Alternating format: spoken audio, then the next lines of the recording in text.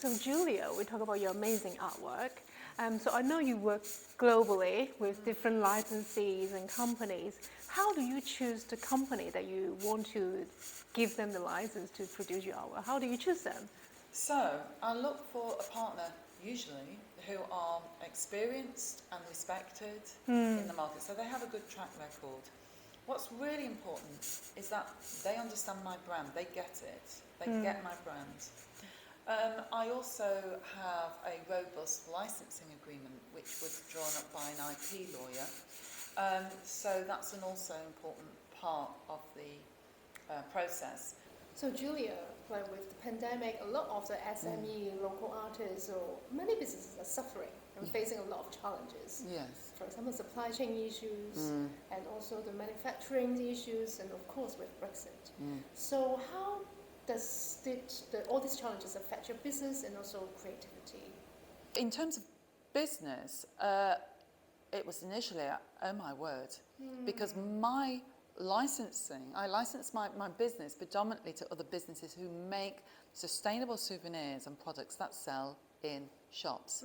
And shops were shut for long periods of time. And then with Brexit, I was and am a passionate Remainer because I started my journey into exporting and selling my brand internationally before we had a full single market. So I knew what it was like. My brand became very successful online, online retail. So I had an online shop and an Etsy shop just for my art prints, and sales doubled.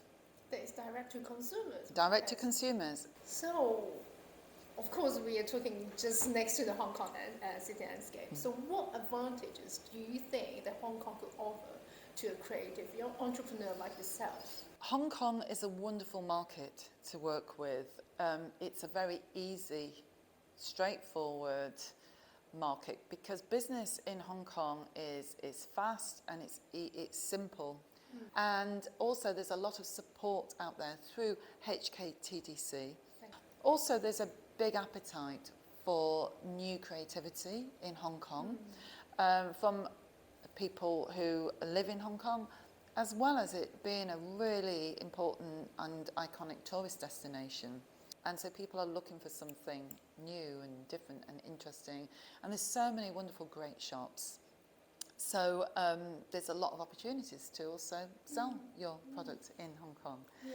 So Julia, I know you've mentoring a lot of local artists. So what advice you're going to give to the young entrepreneur, creative entrepreneur like yourself? There's three core things, I think. One is to know your own voice, develop your voice, develop your own voice, and creatively, whatever that is, make that yours. Second thing is know your own market. Do you make something? Where do you sell it? I sell it in shops in Edinburgh. Okay, have you been in the shops when they're selling products? Yeah. Okay, who buys your jewellery? Oh, it's Chinese and Japanese tourists. That's your market. And then ask them, what do they like about your jewellery? Find that out. And that's your market. So don't come and show here in America. Go to Hong Kong. Go to Japan. That's your market.